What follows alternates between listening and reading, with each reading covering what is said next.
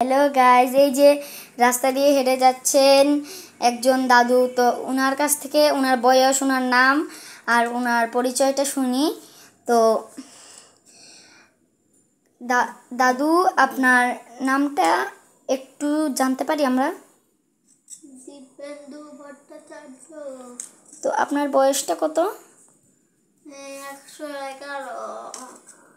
ও, তো আপনি কোথায় থাকেন?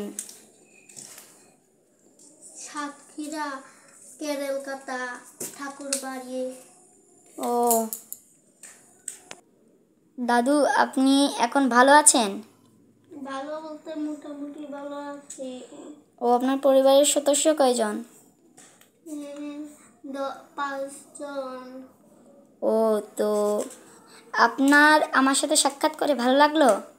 ভালোই লাগলো।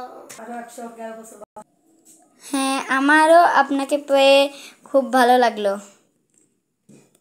তো গাইজ, এতটুকু পর্যন্তই ভিডিও। তো আশীর্বাদ করবেন আমাদের জন্য।